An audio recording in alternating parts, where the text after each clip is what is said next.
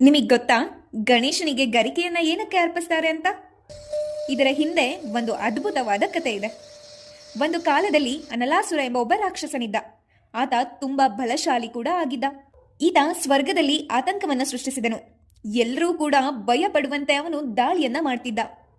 ಇದೆಲ್ಲವನ್ನ ನೋಡಿದ ಗಣೇಶ ಎಲ್ಲರ ಹಿತಕ್ಕಾಗಿ ಅಸುರನ ವಿರುದ್ಧ ಯುದ್ಧ ಮಾಡಲು ಪ್ರಾರಂಭಿಸಿದ. ಆದರೆ ಅನಲಾಸುರನು ಗಣೇಶನ ಮೇಲೆ ಅಗ್ನಿ ಬಾಣಗಳನ್ನ ಆರಿಸಿ ದಾಳಿಯನ್ನ ಮಾಡಿದನು. ಗಣೇಶನು ತಕ್ಷಣವೇ ವಿಶಾಲ ರೂಪ ತಾಳಿ ರಾಕ್ಷಸನನ್ನ ನುಂಗಿದನು. ಗಣೇಶನು ಅನಲಾಸುರನನ್ನ ನುಂಗಿದ ಮೇಲೆ ಅವರ ದೇಹದಲ್ಲಿ ಭಾರಿ ಉಷ್ಣತೆ ಮೂಡಿತು. ಈ ಬಾರಿ ಉಷ್ಣತೆಯನ್ನ ಕಡಿಮೆ ಮಾಡಲು ದೇವತೆಗಳಾದ ಚಂದ್ರ, ವಿಷ್ಣು ಮತ್ತು ಮಹೇಶ್ವರರು ಪ್ರಯತ್ನಿಸಿದ್ರು ಕೂಡ ಈ ತಾಪ ಕಡಿಮೆಯಾಗೋದೇ ಇಲ್ಲ. ಎಷ್ಟೋ ಋಷಿ ಮುನಿಗಳು ಈ ತಾಪವನ್ನ ಕಮ್ಮಿ ಮಾಡಲು ಪ್ರಯತ್ನಿಸ್ತಾರೆ, ಆದರೆ ಅವನ ತಾಪ ಅಂತೂ ಕಡಿಮೆಯಾಗಲೇ ಇಲ್ಲ. ಕೊನೆಗೆ ಗಣೇಶನ ತಾಪ ಕಡಿಮೆ ಮಾಡಲು ಋಷಿಗಳು 21 ಗರಿಕೆಗಳನ್ನ ಗಣೇಶನ ತಲೆಯ ಮೇಲೆ ಇಟ್ಟರು. ಅದ್ಭುತವೇ ಆದಂತೆ ತಕ್ಷಣ ಗಣೇಶನ ಉಷ್ಣತೆ ಕಡಿಮೆಯಾಯಿತು.